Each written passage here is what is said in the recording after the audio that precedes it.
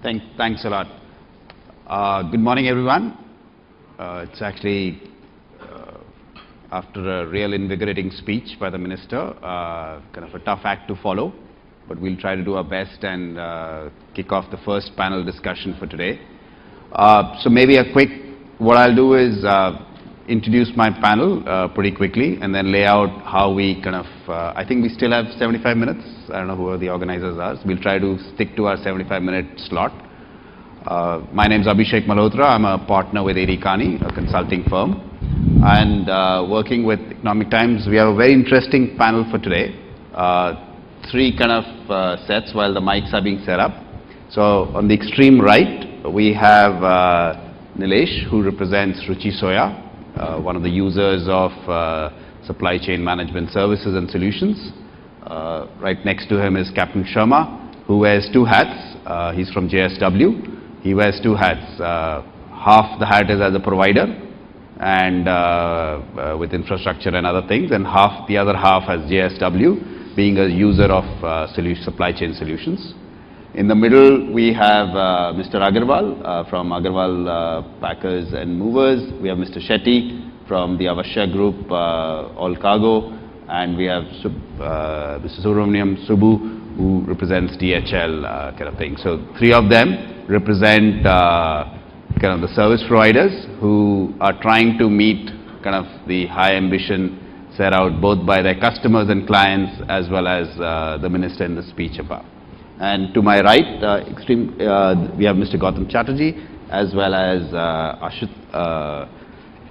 Ashutosh. Both of them represent the government, and it's always close to the government, so that's why kind of seating them here close to me.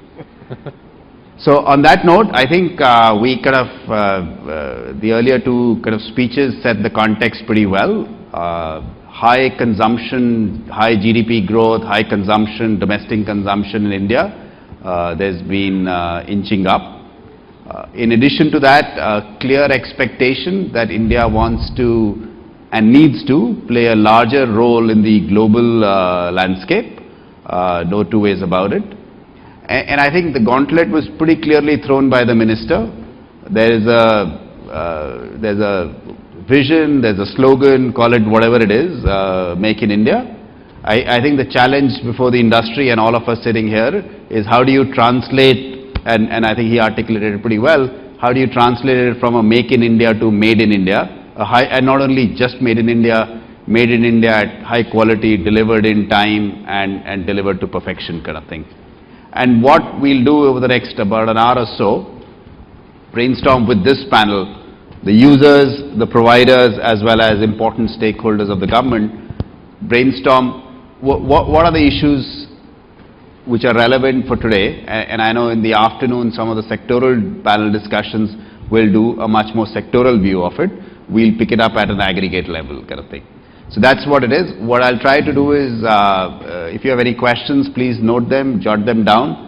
In the end, we'll try to keep 15-20 minutes for an audience Q&A round. So if you can hold on to your questions, I'll promise to come back to you at the end of this panel discussions. So to kick start, what we'll try to cover over the next hour is three topics. We'll start with some challenges. It's kind of maybe a little negative start to the session, but we'll just want to put them all out on the table. Here, what are the real problems facing the different stakeholders? We'll kind of jump on to the second kind of set of questions, which are more around innovation. All this transformation won't happen if business is as usual. Some things truly need to transform, and transformation is not easy, but it's not impossible. And we'll try to learn from what the different panelists have been doing in their sectors, in their experiences, and what's the innovation. And we'll end with solutions, right? This wouldn't be a great day if we just stuck to ideas. We'll also kind of try to delve into what needs to happen to transform the Indian supply chain and logistics environment. So with that in mind, I think the mics are set and established. Nilesh, maybe we'll start with you and we'll go around this way. Simple question, you run a business day in, day out, simple things, getting consumers to consume your products. India's large market, very fragmented. what's the biggest challenge you as a company face today from a supply chain and a logistics perspective? So. Thank you. Thanks, Abhishek. Good morning, all of you. I think I'll just take one step back so as to highlight the importance of supply chain for a business enterprise. You see, any successful business enterprise today is set up essentially on three pillars. The first pillar is identifying a business opportunity. Second is developing a product or a service to meet that business opportunity. And the third pillar is in ensuring the delivery of that product or the service to the target customer at the right time, at the right place, at the right cost every time. The entire function of supply chain actually addresses this entire third pillar on which the success of any business enterprise today rests. And a supply chain process essentially has three cells. It has got the input side, it has got the transformation, the manufacturing, and it has got the demand side, which is the consumer. The biggest challenge that we see in these three cells, which is supply, manufacturing, and in demand, is that as times progress, the uncertainty which is going to be involved in all these three cells is only going to increase. So when we talk of globalization, when we talk of increase in competition, the supply chain function has to deal with the growing uncertainty in each of these three areas. So I think that's the first big challenge that as a business enterprise that we face. The second challenge or a reality really is that in the entire supply chain process, the power is shifting more and more to the customers. And that's the reality with which we have to live. That is what the supply chain functions have to address. That the cliches like customer is the king, etc., is of the past. The entire power today actually rests with the customers. I am not going to touch on the challenges of infrastructure and the government regulations. I am sure there are other members on the panel who are going to be able to address that in a far more effective manner than I can do. There are two more challenges which I'll quickly touch upon. One is the availability of trained manpower in the supply chain fraternity. I think with the changes that we see in the economy today, with modern trade coming up, with e-retailing coming up, with specialized third-party service providers, I think the requirement of trained supply chain professionals is going to be a big challenge, because we see a dearth of qualified manpower in this function who can assist organizations. And last but not the least, the growing concern on environment and sustainability is another big challenge that as organizations we will face, which will also have a tremendous impact on supply chain. Okay. Thanks, Nilesh. Thanks for that good start. So more uncertainty, power to customers, qualified manpower and environment. I think a good starting list. Power to customers, I don't think that's a challenge. As a customer myself and a consumer myself, I think that is an inevitability of the business. If you're not listening to customers, I think it will be a tough thing. So, Captain Sharma, Nilesh moves small packets from one to the other to the shelf. You are involved in massive kind of, ports, ships, large kind of thing. From your perspectives, one or two challenges that you face in the Indian supply chain context. Thank you, Abhishek and Economic Times, for this opportunity. But we heard the Honorable Minister talking about Make in India with a very strong voice. But if I use my manufacturing hat and see the situation today, the challenge is that we see that going forward things are going to be very good. 5 रोटी हमें 5 साल बाद मिलेगा, but आज 1 रोटी चाहिए. जिंदा रहेंगे तो 5 खाएंगे. और वो level playing field is the biggest challenge today in the manufacturing sector. We run steel business, we run power business, we run infrastructure business, but level playing field is lacking. And in generic terms, if I have to put 3 challenges, which are very imminent is the growth challenge in the transport sector that we will see, the governance and the institutional challenge, and third one you were talking about in your inaugural speech, that the energy and the technology challenges. If I have to put some numbers to this, if I'm allowed to, that in this 12th plan we are looking at a GDP growth of 7%, in the next 3 plans we are looking at 9% growth.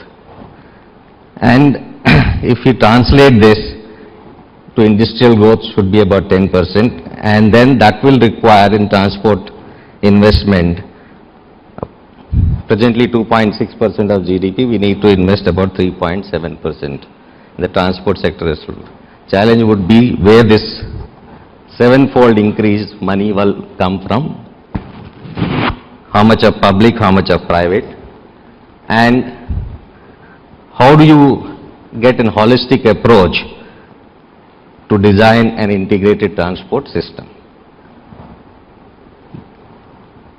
The demand is such that the freight, which is about 2,000 billion ton kilometers today, is likely to go to 10,500 billion ton kilometers. Similarly, you will see the aviation growth. And then we need to have a design which will encompass roads, railways, ports, civil aviation, all into one integrated ministry, whether you call logistic ministry or whichever name you call it. But coming back to specific challenges in ports, we are seeing our share of world trade is going to grow from 0.8% to 1.5%. It's a tremendous growth, and specifically in the port sector, we need a comprehensive and coherent strategy for location of ports. We see ports mushrooming everywhere. We need to have a comprehensive national policy on ports. And you have seen that the world has progressed with the mega ports around. Every country has one mega port which with total integrated approach. We need 4 to 6 of such. So challenge is whether, how do we address this challenge in the capacity building of the ports in a unified manner. Port is all but cargo and connectivity. And I'm sure a lot of things are going to happen the way some announcements have happened after 1 year of the government now coming up. And on the technology front, we all know that coal auctions are happening, and a lot of movement of coal needs to happen from east coast to west coast. We need to have this Sagarmala project. That challenge where how state and center will collaborate with each other on this Sagarmala project, which will be a life-changing, pattern. And all this would probably address our biggest challenge of logistic cost, which is significantly high today, and we are probably losing $45–50 billion every year. So how we can save this money? If we don't address, probably we'll lose another $100 billion very soon. So these are the challenges I want to discuss in this panel, and I'm sure there will be some solutions going forward. Okay, good. Thank you. So thanks Captain Sharma. So clear, right? I think astonishing numbers, the growth is there, the potential is there. I think a clear call for action to solve for today. If we don't solve for today and make it much more integrated, much more streamlined, the growth may remain a number on a PowerPoint presentation as opposed to reality. And kind of, clearly spoke about the need for doing this in an integrated fashion. So Mr. Agarwal, next to you, you listened to both Nilesh as well as Captain Sharma, who use many of the services. You provide some of these services. So maybe from your perspective, on a day in every basis, what's one thing that you kind of face which doesn't let you meet all these high expectations kind of thing, right? First of all, I'll thank to ET. They gave an opportunity to speak with the people and the forum like that. If you talk about supply chain, the day start with challenges. if you say the morning to evening, the full of challenges, but we enjoy with challenges also. But there are solutions. Government has now come up with 2-3 steps ahead, and they have showed, and definitely we can see in the next coming years that there will be some resolutions. As on today, as a supply chain, if you talk about supply chain, we are the, you can say, costly one, highest, 13.2% of the GDP, the people say it. And which is, हम भी सुनते हैं तो क्या लगता है कि यार हम इतना ज्यादा हाई चार्ज करते हैं, but we have so many things, but we cannot do it. कहते हैं हाथ बंधे हुए हैं.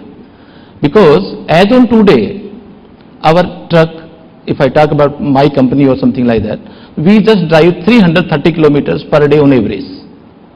And we have a capacity that is 625 or 600 kilometers per day. Definitely we can drive it. It's quite possible. But 330 kilometers or 600 kilometers, so that means we have 1000 vehicles, so like 70 lakh kilometers in 1 month we are driving. If we convert into 12 lakh kilometers per month, so कितना ज़्यादा फायदा हो गया. This we can pass to our consumers, our other stakeholders. We want to pass, but we cannot, because 42% of our transit times is just under hurdles. 42%. ये calculation है by 8 हुआ. 42% of transit time हमारा hurdles है. We want to drive, we have enough manpower, we have capacity, but we can't drive. अब ये hurdles कौन है? What is these hurdles? यदि hurdles 42% कम हो जाए, directly we can pass 14% of our logistic cost directly to the consumers. 14%, 14%. Very next day. What is the 42% hurdles? Why we are driving 330 kilometers in place of 600 kilometers? Because, क्योंकि this is a good form, मैं सच्चाई नहीं बतलाऊंगा तो मैं यहाँ आकर मेरा धर्म नहीं निभाऊंगा, ऐसा मेरे को लग रहा है. I should tell the truth, because जब हमारा ड्राइवर चलता है, उसको कोई दूसरी जगह जीप भी दिख गई, बोला आरटीओ होगा, वो 3 घंटे खड़ा करता है. वो जब निकल जाते हैं, then he drives. किसका लॉस है 3 घंटे? जो materials we are holding for 50 lakhs 1 crore, ये 3 hours up to Madras, it goes 2 days 3 days. 1 लाख का 60 लाख का मटेरियल 2 days होल्ड कर रहे हैं, तो इंटरेस्ट कोस्ट कितना होगा? वहां जो कंज्यूमर से इंतजार कर रहा है उसकी क्या हालत होती होगी? I am paying my vehicle cost, that is interest cost for 1 month. मैंने चलाया कितना? Only 7000 kilometre. तो जब 42% अननेसेसरी जस्ट आरटीओ को इंतजार करते हुए कि वो कब निकलेगा, कब पास होगा तो मेरा ट्रक निकलेगा, तो वो 42%. हमारे पास एक फंडामेंटल राइट्स है, we have fundamental rights, that is, उस राइट्स का ये है कि without any reason, without any reason nobody can check us. आप अपने घर में रहते हो, बाजू में if there income tax officer can he come and check you? No. There is some systems. He will get a permission from his seniors, then ultimately they will make a file, then he'll come for raid and checking. तो हमारा एक ऐसा ये trade है supply chain का, anybody can come and check it. Fundamental rights है, reason to believe. Until unless reason to believe है, no one can check it.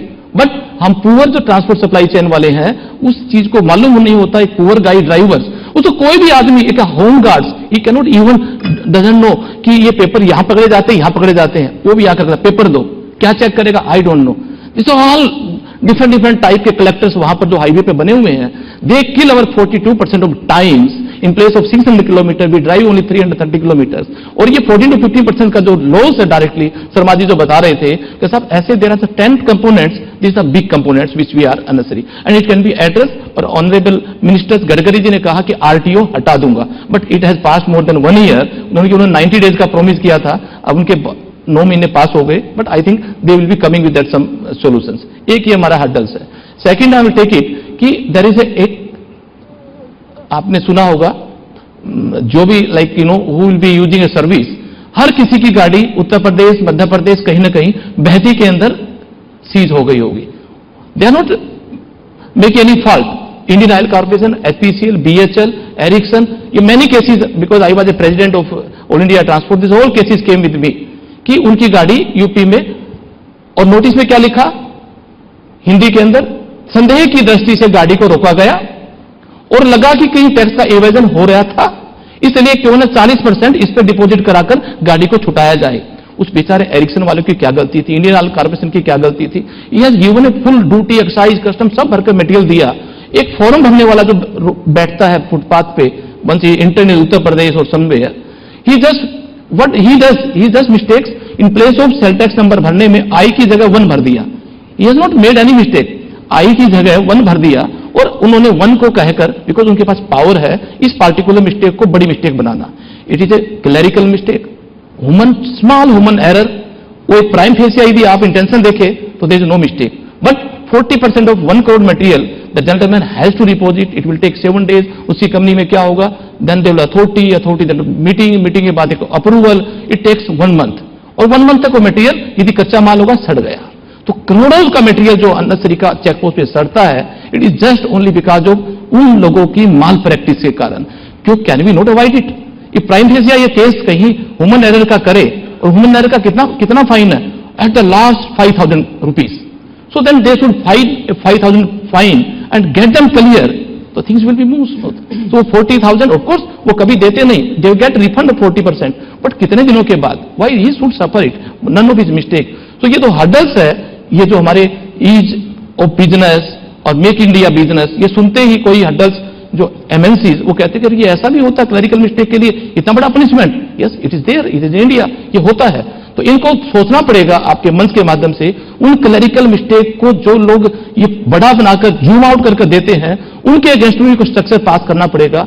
उनको भी मेक इन इंडिया को हड्डल जो बन रहे हैं उनके अगेंस्ट में कोई रूल्स रेजोल्यूशन पास करना पड़ेगा। उनके भी कम से कम ज्यादा नहीं है, 100 रुपए का फाइन तो उनको भी करो, जिन्होंने अननेसेसरी की छोटी सी प्रॉब्लम को जूम आउट करके बड़ा बनाया, वो हमारे सिस्टम में नहीं है।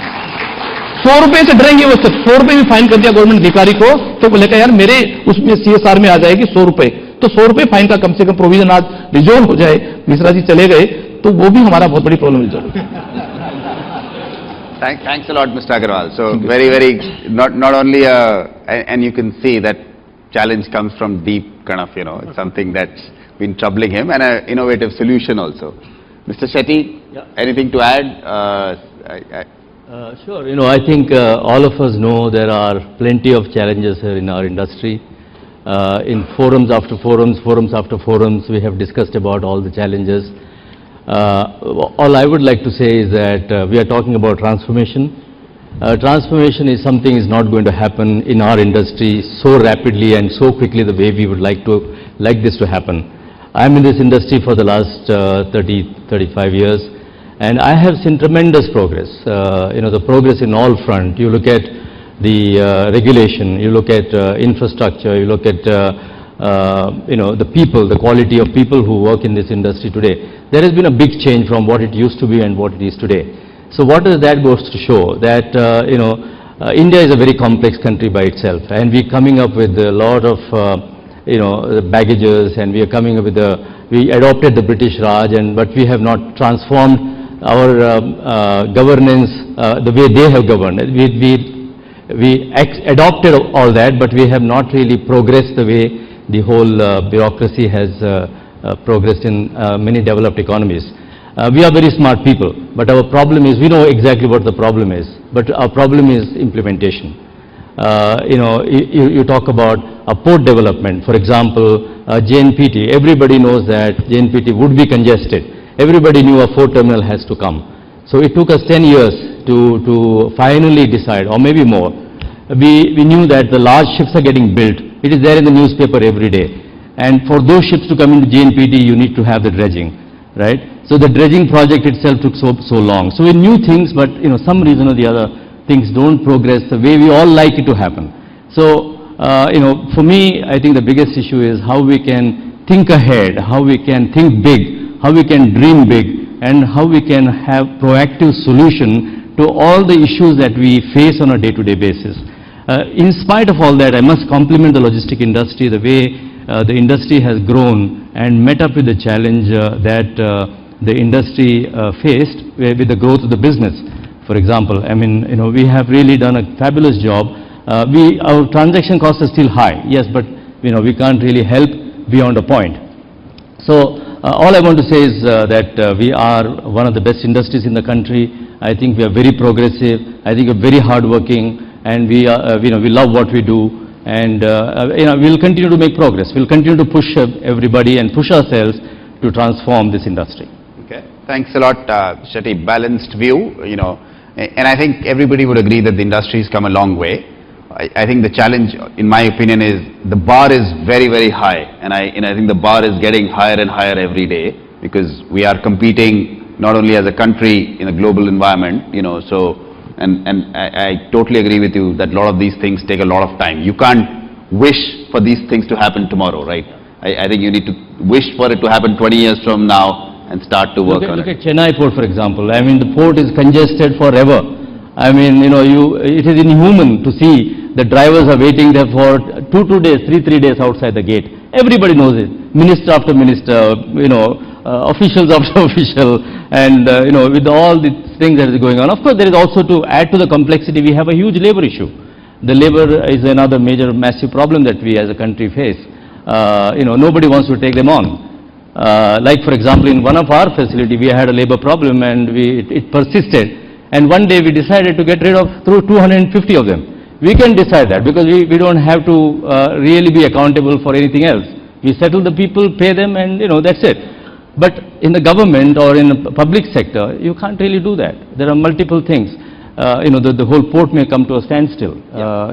Things like that. So I think exactly right. I think some of the issues are known, but the solutions are also challenging. Subbu, from your perspective, part of a global firm also operating in India, where do you see the biggest challenge when you have conversation with your customers or your global colleagues? See, there are quite a few challenges, but I want to speak about maybe just 2 or 3.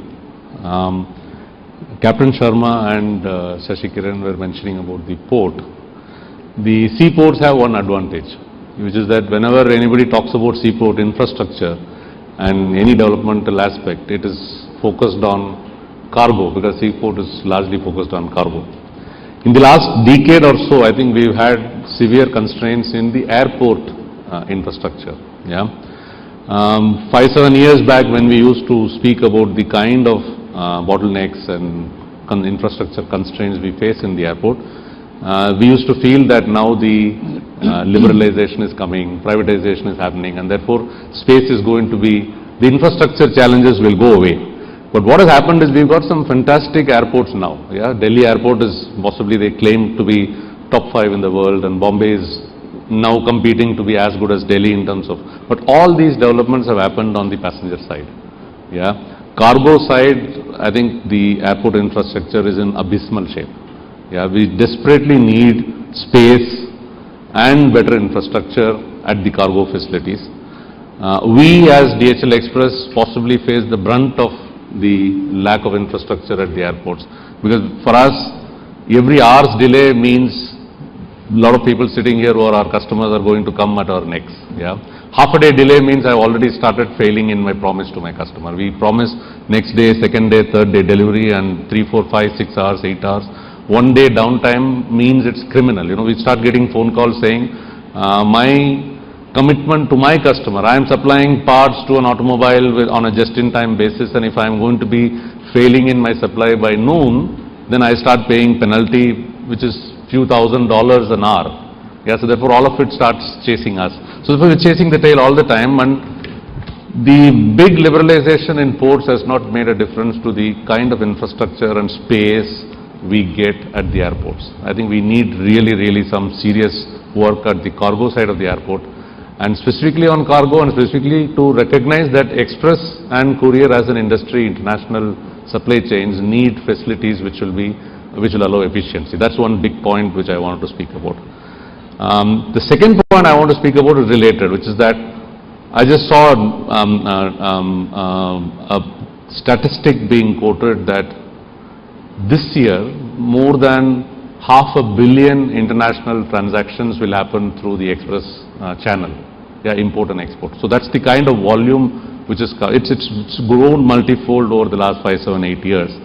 But the challenge for the express industry is we're still operating on manual mode.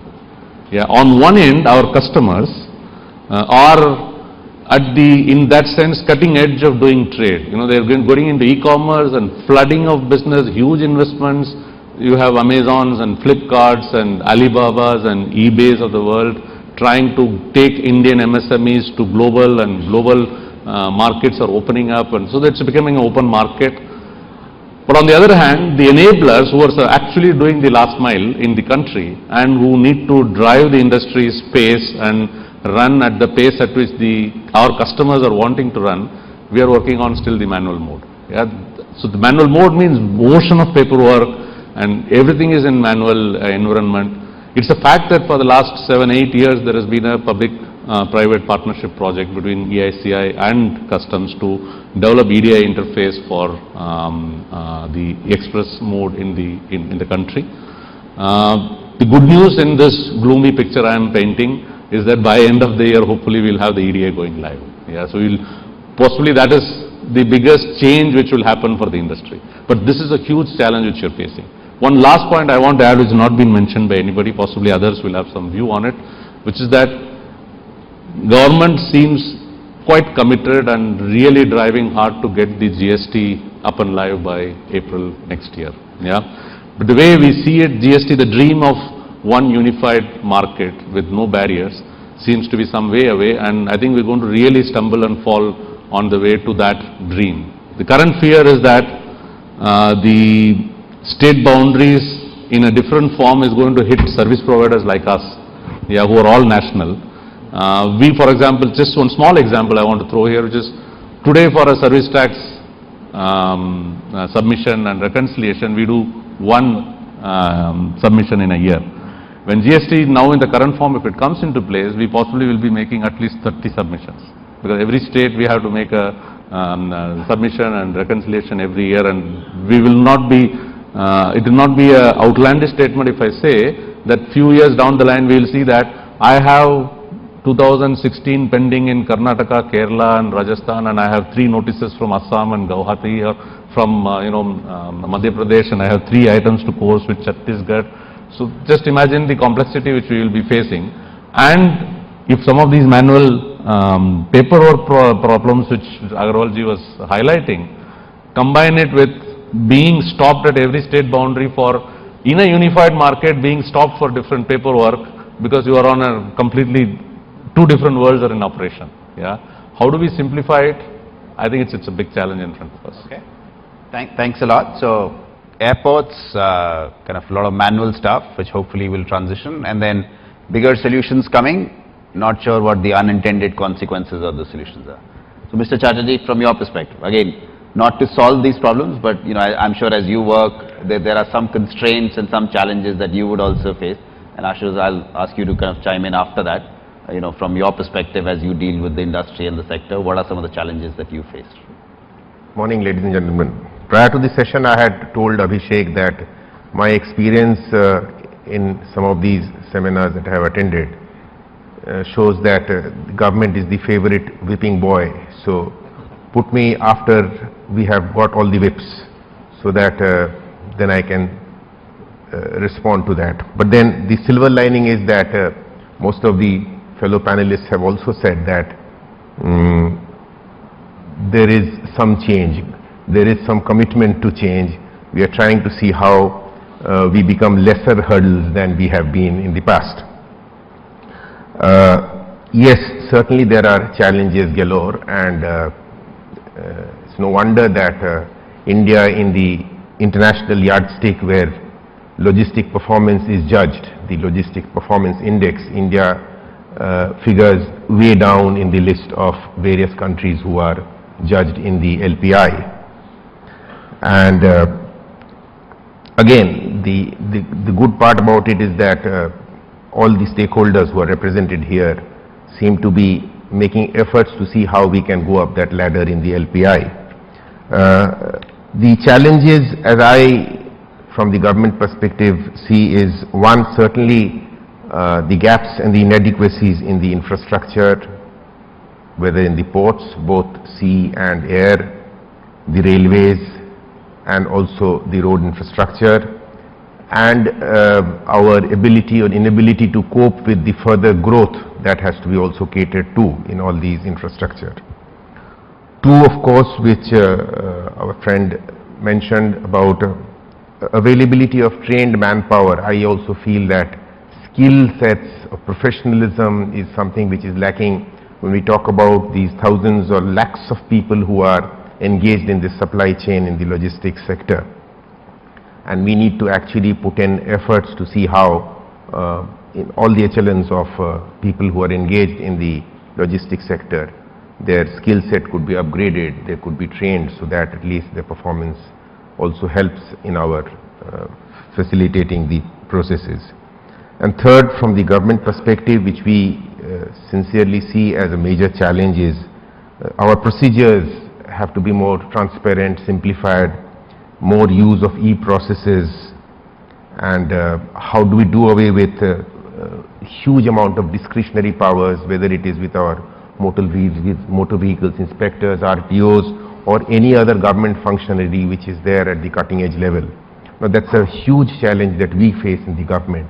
How do we tackle this issue where we take away the discretionary power that is available with them, which makes processes simpler, more transparent, and helps also in seamless movement. Thank you. Thanks, Sharji. So clear recognition, people, so I think you can have the vision, you can do whatever documents, but at the end of the day, if you don't have the right people, right motivated, right capabilities, right talent, right infrastructure, it will all remain on a document as opposed to reality. Ashutosh, to end with you, your articulation, you've heard a lot, and I think I'll also, after you end, the challenges, we'll kind of a formal kind of thing of stop the negativity. I'll also ask you to kind of start with, in your view, one or two things that have changed. Like, I'm sure India is not standing still. We can be a little bit frustrated. So your last chance to kind of add to the challenge list, but then also start on the solution side, or whatever, some of the innovative things that you've seen. So. Good morning, friends. One of the biggest challenges which I faced while preparing myself for this meet was as to how would I be able to deflect the criticism which comes in the way of the government and customs in particular. I was very happy when I had Shri Gautam Chatterjee Saab, Additional Chief Secretary, preceding me. So he would have deflected, I thought, most of the criticism, and I would be left with not many. It has been a privilege and honor to be amongst you this morning. One of the biggest challenge with the customs administration all over the world they have faced is how to offer facilitated treatment of vast majority of international cargo movements and passenger facilitation. At the same time, identifying and dealing with this small percentage that pose a genuine risk to the security and duty evasion.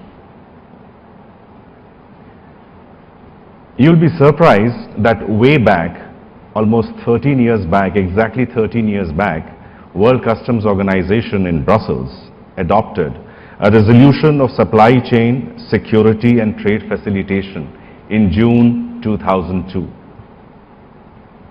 Some of the salient features of this resolution were: this addressed a series of steps to protect the international trade supply chain from acts of terrorism or other criminal activities while pursuing established facilitation principles.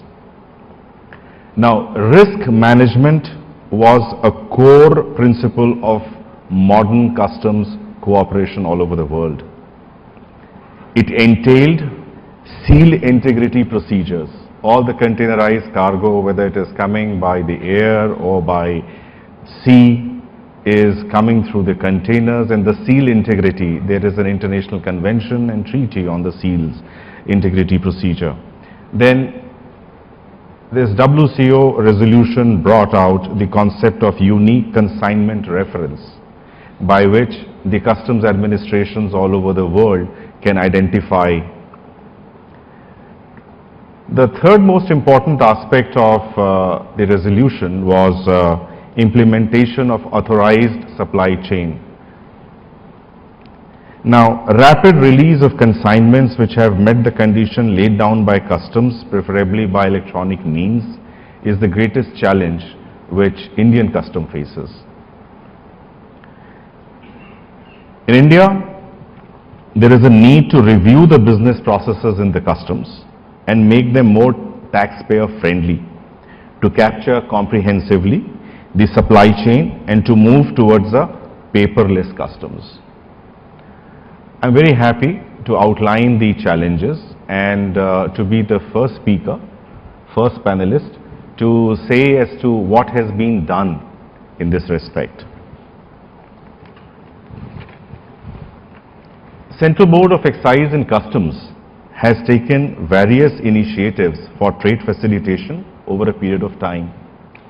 Trade facilitation is aimed at ensuing the reduction in dwell time and thereby transaction cost. So very important to our seminar today. CBEC has implemented EDI, Electronic Data Interchange Systems, or ICS, which has automated the workflow process related to clearance of import and export of consignments. Subsequently, it implemented IceGate to offer a host of services including electronic filing of import and export documents and related electronic message between customs and the trade, and a document tracking system that enables the clients to know the latest status of their documents. These facilities have given a completely new dimension to the import and export facilitation. Besides keeping in view a need for ensuring security in global supply chain, in international movement of goods, Central Board of Excise and Customs has finalized the Authorized Economic Operator Program for implementation to secure supply chain of imported and exported goods in August 2011. I have a copy of that notification available with me, which I'll be handing over to the organizers over here. One of the highlight of AEO program is that whosoever registers for AEO gets a facilitated clearance by the customs, and this is recognized internationally. I was part of a United States Customs Exchange program, and when I went over there in Charleston, I found that AEO operators, goods which were coming through AEO operators, were not getting subjected to that kind of stringent check which American Customs is otherwise putting the containers or the goods to. Many customs administrations have already instituted AEO programs or similar programs which share a common objective of ensuring security in global supply chain from the point of view of origin, that is the point of export, to import in receiving, keeping in view national requirements of respective administrations. I'll not talk about AEO program as of now. I'm very happy to share with you that Central Board of Excise and Customs has been awarded in 2015 Prime Minister's Award for Excellence in Public Administration in the category of organization. The Directorate of Systems, which has implemented the consolidated IT infrastructure, which hosts all e-services for taxpayers and other external stakeholders across customs, central excise and service tax from central data centers. The key outcome of the project is enhanced service delivery to taxpayers, transparency, increased efficiency, and advanced analytics-based decision support system through its enterprise of data warehouse. All right? Yeah. Thank you. Excellent, Ashutosh. So we ended the challenge part, thinking about solutions first. So as we all know, like massive amount of investments are going on. Clear program, the AEO program, like in terms of getting better technology, better registration and all, and ensuring that data flows freely across this. Subbu, I'll come to you. Your experience as a provider, I know we spoke a little about challenges, but now anything innovative that you as a service provider are doing or you've seen other people do that you'd like to share, which would make me as a customer much more happier and more positive about the future? See, one point I would like to mention, responding to what Ashutosh was just now mentioning about AEO. I think DHL Express as an organization is AEO certified in many countries. I think last year we went through a first time submission and an audit to be an AEO. and there are some observations, some of it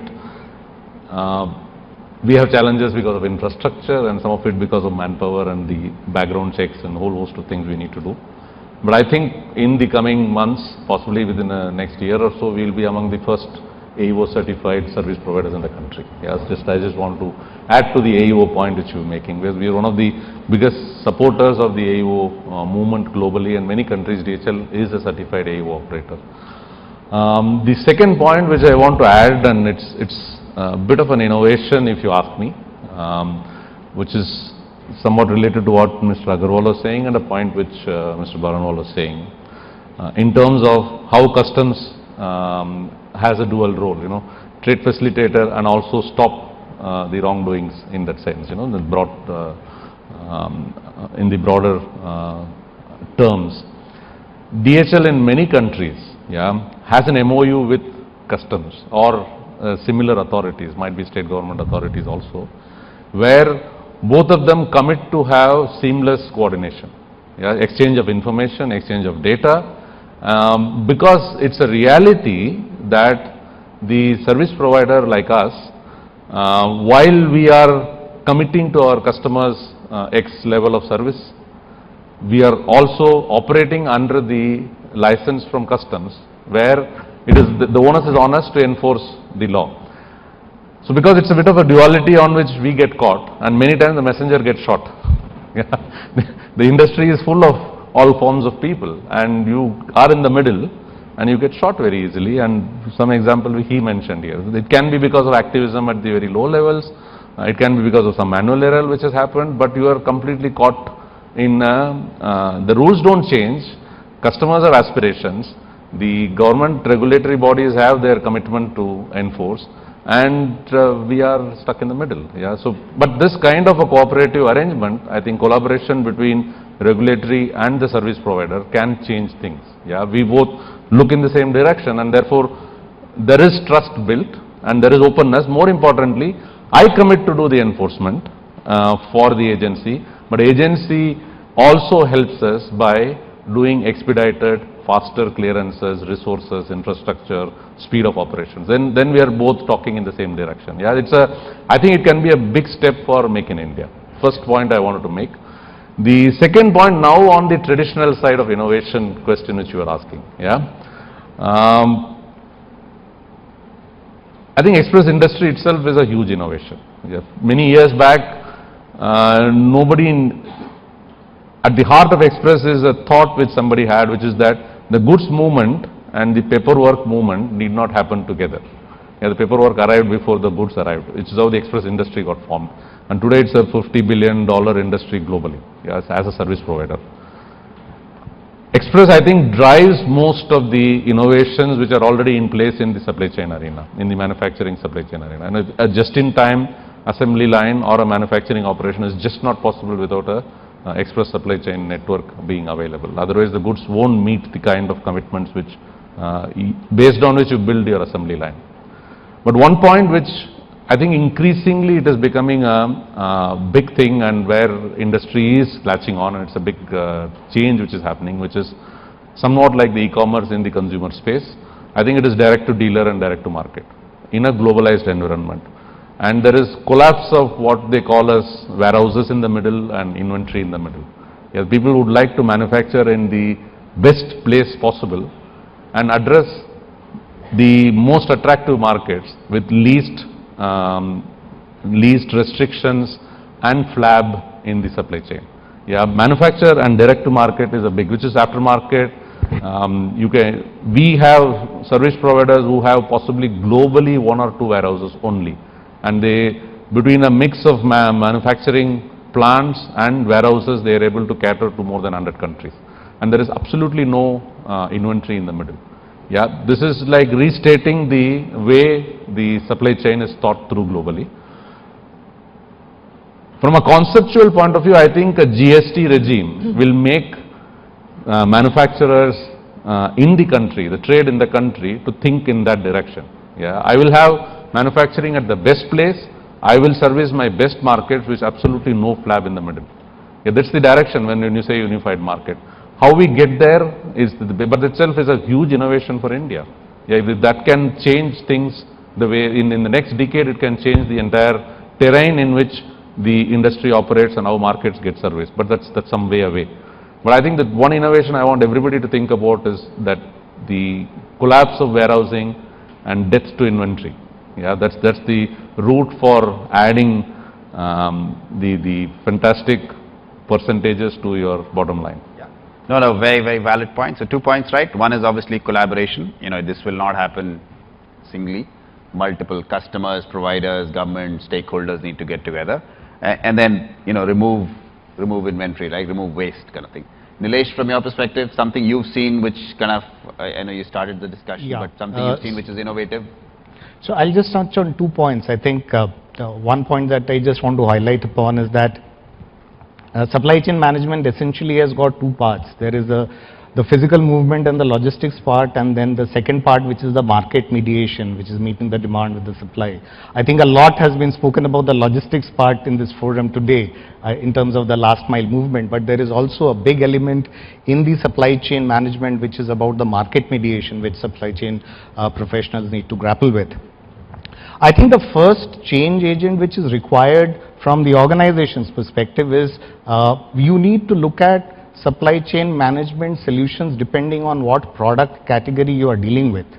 And you cannot have the same size fits all, and therefore this old mindset of looking at supply chain and having a single matrix of cost efficiency only is probably not the right solution for every product category.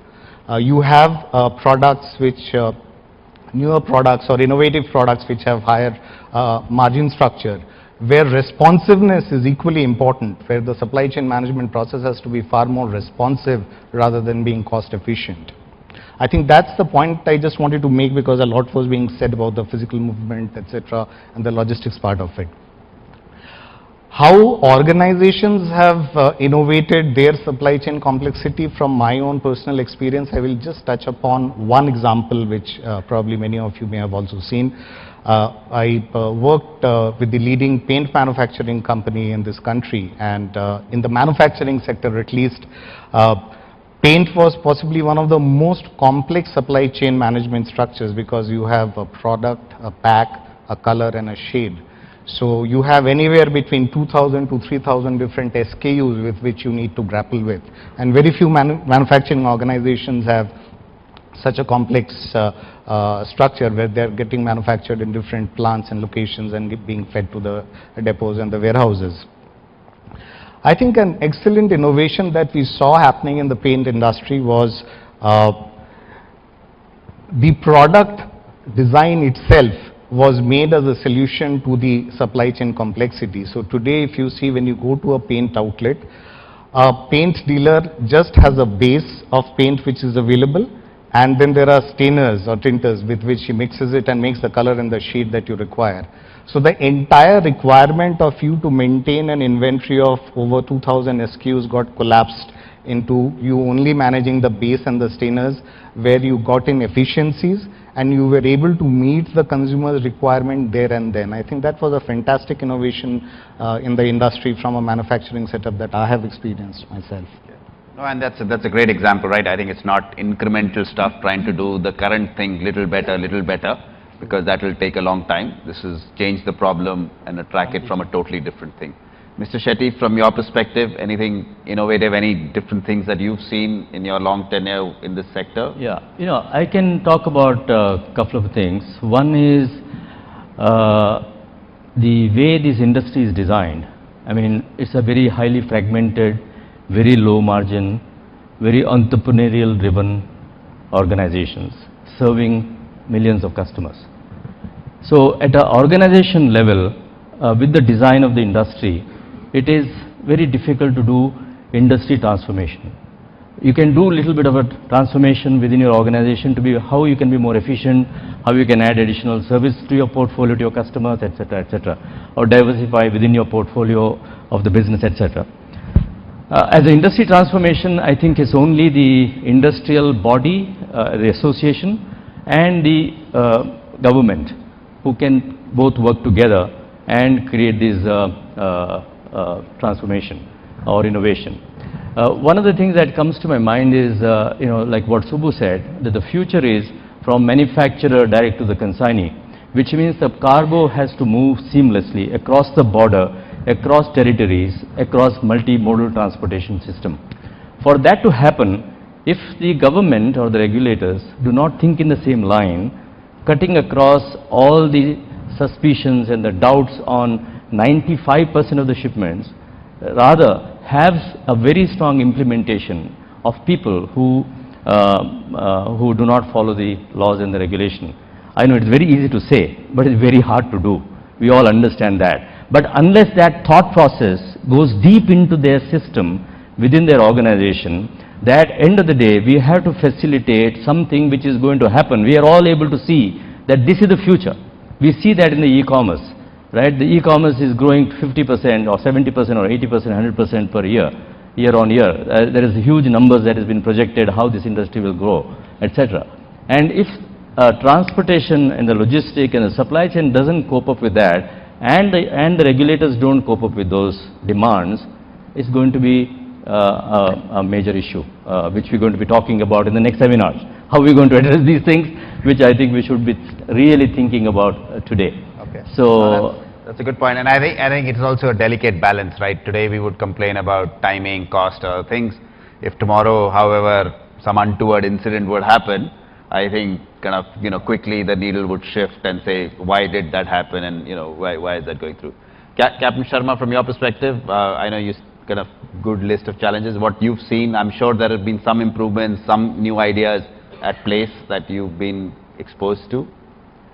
Yeah, a lot of things are happening. As Subbu was saying, he has seen modern airports. We are on the way to create very modern seaports as well. And very innovatively, our ministry and we as developers are putting efforts, especially on the land acquisition side. We can now have a lot of reclaimed land instead of purchasing land privately or to the acquisition mode. And on the deepening of ports, they have come up with a very good PPP model where Goa port is being dredged by the government through PPP route. Earlier this thought process was not there, and they were spending almost 30 crores every year, and port did not have money. Now very innovatively, our Honorable Minister has thought through and is working on deepening of the ports. Now coming to the 3 C's that I talk about is capacity creation, connectivity and the cargoes. On the capacity creation, a holistic approach has started through a serious effort called Sagarmala, and it's very innovatively done. People will know, and very recently another initiative which government has taken is that they are trying to put in a scheme called model shift of cargo, SIMSC model, that any of you would shift your cargo from road to rail or rail to water, you will get some grant from the government. Very innovative thought process on creating almost 101 rivers as national waterways. And so while capacity is getting created and there is a good competition between major and non-major ports now, and connectivity part, another Maharashtra government has taken a big initiative in handing over a particular road which was maintained by PWD to a private developer to do that road, because PWD was not able to do. On the rail connectivity front, a very different PPP model has arrived now that if you all are aware, 8 to 12% of the project cost is a codal provision charge. And even if they restrict that percentage to 8%, that can easily get converted to 26% of equity. That means the government need not put a single rupee in getting the 26% equity that is required for a typical PPP projects. With that, you are able to acquire land under Railway Act. Railway is not really then looking for the financial feasibility from day one, and we are able to do PPP projects in railway. The first such project we are signing on 27th June connecting Jaigarh Port to Konkan Railway. Difficult terrain, but being done. And on the connectivity further, the studies have been done that iron ore can be conveyed through a pipeline. That will teach a good lesson to railways, because they monopoly organization, they keep on increasing their railway freight by just changing the classification during the year. Once in a year they will announce, but during the year they will keep fiddling with the classification and keep increasing the freight.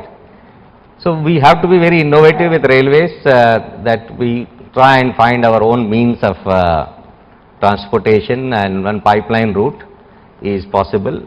And the last inland water route also, we have seen that some rivers which we use, where 2,000 tonner barges are going, how to take 8,000 tonners into the same river.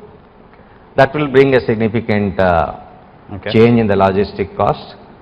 And on the cargoes front also, we request Mr. Agarwal to look at two-way transportation. You don't need different modes of trailers and trucks. Can we have a single model of trailer which can carry bulk cargo as well as container cargoes, so that you have both ways transport, and then you can offer a better logistic solution. Cool. Thanks a lot. I'm being kind of indicated, and I also want to go back to the audience for a couple of questions. So, Mr. Chatterjee, one quick comment from you, and Mr. Agarwal, one quick comment from you, and then we'll open, I totally agree that while we look at mitigating challenges, collaboration and partnership is certainly the way ahead. Collaboration, partnership among stakeholders, not only in the context of creating infrastructure, doing connectivity, solving connectivity issues, but also in the other two sectors that I mentioned as challenges of also procedures, where in fact government, customs and other government departments work together with the private stakeholder in trying to resolving issues. Now that basically would entail that we believe in each other, and as Mr. Shetty said, that hand out very stringent punishment to the delinquents. So basically we believe that majority would like to follow the rules of the game, and we work together with them in partnership. Even in training and skilling manpower, I thought that would be another area where government and other stakeholders can come together to do that. Okay. Mr. Agarwal, last comments, then we take one or two My questions. friends will be happy to know that the innovations, talking about innovations, in the month of September, we are coming with the big innovations which will, reshape the logistic industries. Because we had a big survey with our consumers, clients. We asked them, you tell your painful area. So the many people, they said, who are sending less than truckload. This is one segment, the full truck. Second is a less than truckload. They're talking about express, parcels. So if, as per ATWA survey, there's a 6,40,000 crore transportation through freight is coming. Out of 6,40,000, 1,88,000 crores are less than truckloads. Less than truckload loads means that transshipment is by default, because they will pick the goods from the factory or their warehouse, then they bring in the hub, then consolidate, further take it, and ultimately in destination again unloading, loading. So that loading and loading takes place. So because of this loading and loading, that consumer said, in place of their packing cost, like suppose they want to dispatch a goods and they are making 7-ply cartons, and they know that there are 3 transshipments. So by default they have to make a 9-ply cartons, because it's a cost for them.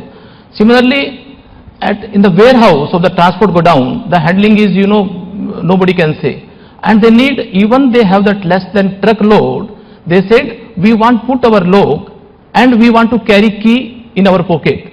But we said it's not possible. But anyhow, you will be happy to know that innovation has made possible. Now, we have done one good things. Now we are making different type of containers. 100 cubic feet, 200 cubic feet, 300, 400, 500, up to 1200. यानी कि जो container आपका you have seen it 20 feet और 40 feet generally, but हमने जो है 4 feet, 6 feet, 7, 8, 10, 12, 14 सब कुछ बना दिया. आप जितना भी कंटेनर लोगे उसने कंटेनर में अपना सामान डालो, ताला अपना लगाओ, चाबी जेब में लेके जाओ, और यदि आपने दूसरा ताला लगा दिया, like digital lock, you can send the mail to your counterpart, this is a so and so. and you will be charged only 4 feet in place of 20 feet आप नहीं चार्ज करेंगे, you will be charged only 4 feet, 6 feet जितना भी आपने है. There is a app we have made it, उस पे you go calculate your put your list of your length, width and height, and you will find out how much CFT is required, cubic feet is required. Accordingly you can engage the container. So you will be happy to know that कि आपको जितना सामान है उतना ही payment देना है, even आपका ही ताला, आपकी ही चाबी, और this all containers from the pick point to our hub. Transshipment किसका है? कंटेनर का है. कंटेनर इकट्ठे होंगे, कंसोलिडेट होंगे, लाइक सी के अंदर होते हैं, वह सभी कंटेनर्स एक ट्रेलर के ऊपर 10 container, 8 container, 12 container, 14 container, 4 feet, 6 feet club होकर will take to the destination, और डेस्टिनेशन पे सभी ऑफलोड होंगे, and the small vehicles will come your door with small container. So this is now going to happen in September. We are going with 1000 container element. सितंबर में हमारे पूरे हो जाएंगे तो हम एक लॉन्च करेंगे. तो आपको न तो जितना सामान उतना ही देना है, और डेस्टिनेशन के ऊपर suppose you want to hold it for 10 days, 20 days, we are not holding the vehicles, we are holding hardly containers. There is negligible 5 rupees per day per container you have to pay. It is a ground rent. जो 2000 rupees पर vehicle जो payment होता था destination पर, जैसे कई बार godown में जगह नहीं है, हिंदुस्तान लीवर में, DHL में, तो we are charging 2000 rupees per container per day. तो वो बड़ा हुल्स होता था, पेनफुल होता था. Now only hardly you have to pay 10 rupees per day per container, और आप रखो 10 दिन, 1 महीना, 2 महीने, 3 महीने. It's relief for our people who doesn't have their warehouse at destination. So this is scheme we are, as an innovation, we are going to provide our consumers. Thanks a lot, Mr. Agarwal. Truly, obviously, like my only worry is I hope the containers don't land up on Mumbai's footpaths, and you know what happens then. So, one quick comment from Ashutosh. We can take one question maybe. I mean, serious actions are happening that we should end this soon. We can take maybe one question. Quick comment, Ashutosh. Friends, actually, when I was talking about the innovations in the customs, I just wanted to share some figures with you. Risk management system was launched by CBEC in the customs in 2005, and this was about risk-based scrutiny of import documents. This has now been extended to export documents. 35.69% of all bills of entry filed in Mumbai are cleared under RMS, which means no assessment, no examination. 85% of shipping bills filed at Mumbai port under RMS are cleared without assessment and without examination. This is the innovation which I wanted to draw your attention to. Thanks, Ashutosh. So change is happening. Questions, if you could just stand up, raise your hand. I think we have a mic, or yeah, there is a mic. If you can say. Good morning. And can you, sorry, just before you go on, can I take 2 or 3 questions? Yeah, we can take 2 or 3 questions. If you can be brief and. It's Anil Chinnabandar from Landmark Group. I mean, I would have loved to see actually, you know, somebody from the media as one of the panelists actually. Because I think what we require, don't we require actually something like an activism, I think one of you mentioned, sensationalizing some of the logistical issue like what Mr. Agarwal was mentioning, because that is desperately the need of the hour right now. Because we need to get the attention, serious attention from actually the government and the authorities and everybody, because what Mr. Agarwal is saying is actually the single largest actually problem that we are living, you know, every hour. Okay, thanks. So I don't know what the question was, but I think this is covered by media, so I'm sure Rishi here would ensure. But you know, just to be react to that, I don't think we need enough. I think there is more than enough sensationalism in the world. I think we do need a forum to highlight the challenges. So what Mr. Agarwal spoke about, if a truck only moves 300 kilometers, that's a real cost to the country, to the driver, to everybody involved. But on the other hand, there are changes happening. If you know, things can get there quicker, if documents are not being checked and all, and this PDF process, maybe we are all in the 15% whose stuff is being checked, but slowly, steadily, we will get to the 85%. Another question there, gentlemen, please.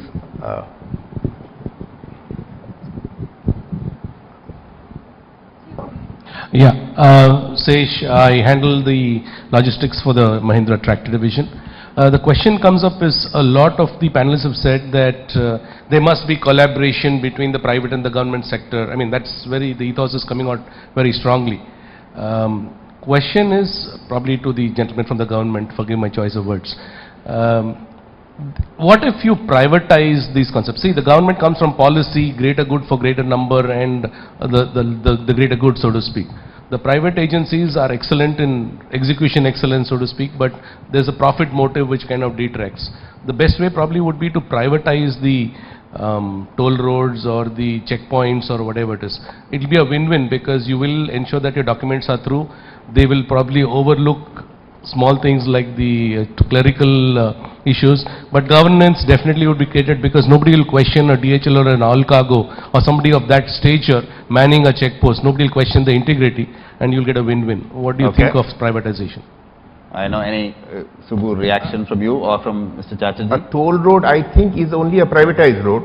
Everything is managed by the private sector. Yeah, If like you're that talking same about way as a toll, all your checkpoints or documentations checkposts, and everything. Border checkposts, we are moving towards that. Maharashtra, in fact, would be the first where all the border checkposts will be a modernized checkpost. And we are moving towards the operator actually taking charge of that and managing it. So we are actually moving in that direction. I want to make a, one point here, which is that I think we should go one level up, which is that we're trying to talk about how do I make the blockers to flow more efficient. You should talk about how do I remove the blocker. Yeah. I think the industry, business, trade, all the stakeholders involved should move to a position where the regulatory bodies are able to take compliance for granted. Yeah. If there is compliance for granted, then there will be confidence in the way they govern the entire flow. Yeah, for compliance to be for granted, there is one thing which I would request regulatory bodies to do, which is simplification of the rules.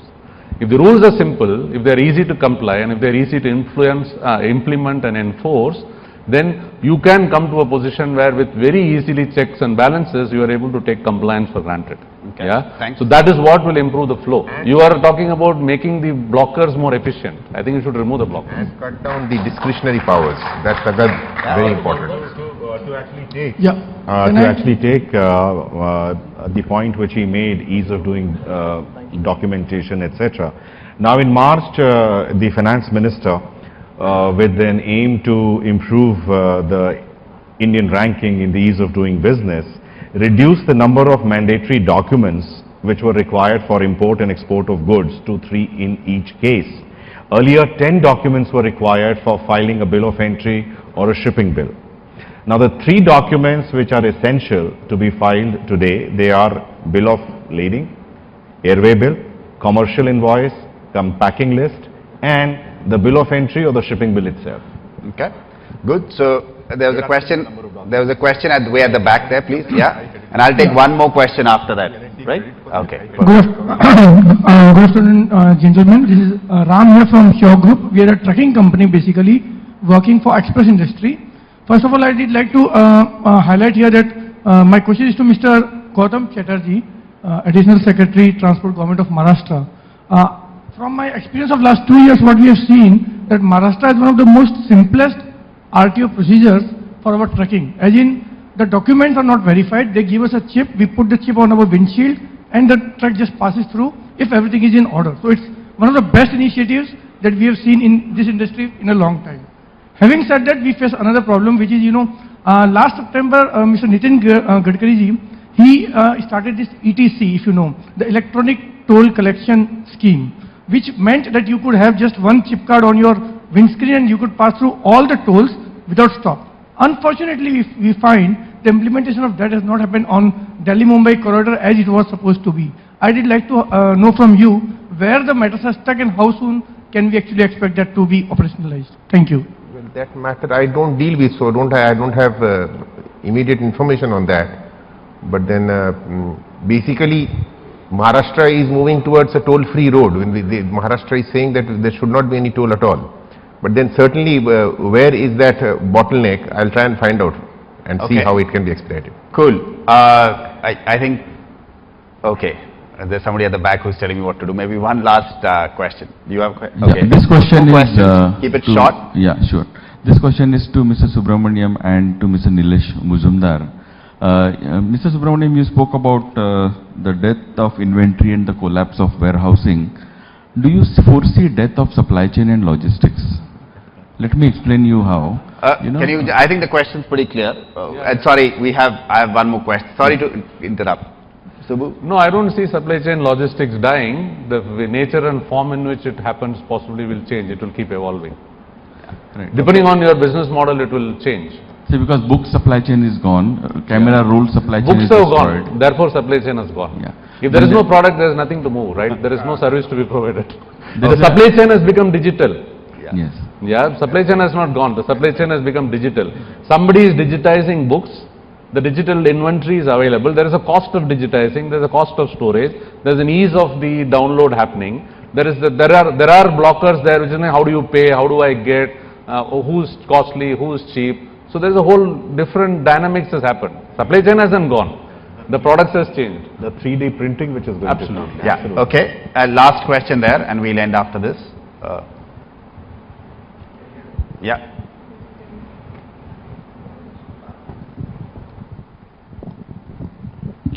My name is Kumar. I don't belong to the industry, but from a technology company called Sutherland.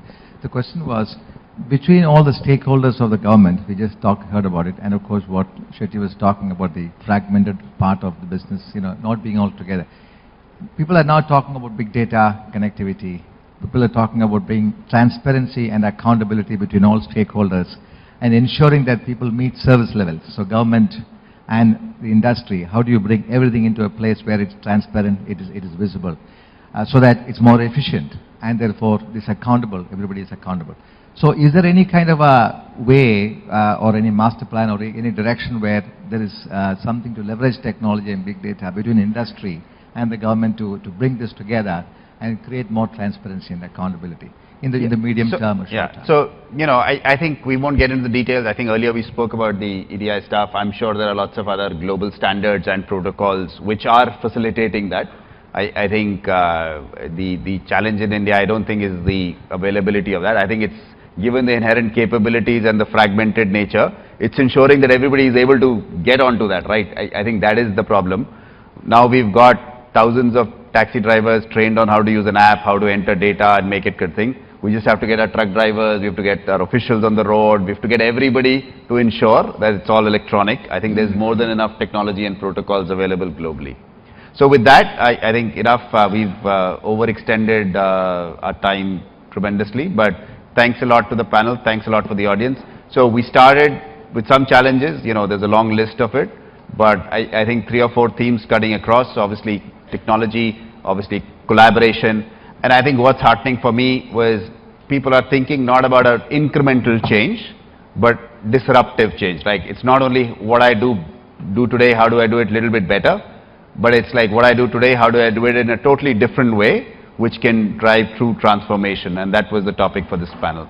So thanks a lot. Thank you for the panelists. Apologies for extending time, but thanks everyone. Thank you so much, panel members. I request you to kindly remain on the dais. We have got some mementos that we would like to present to you. I request Mr. Rishi Kapoor to kindly come forward and present the mementos. First to the moderator of the session, Mr. Malhotra.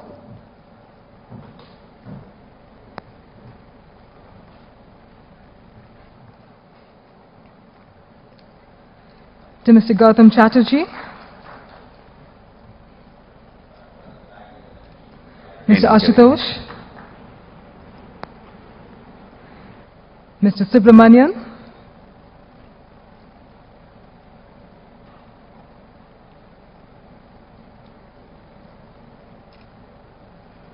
And next memento to Mr. Mazumdar.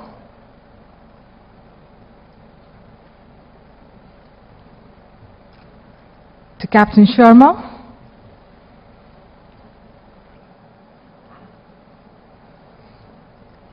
Mr. Agarwal.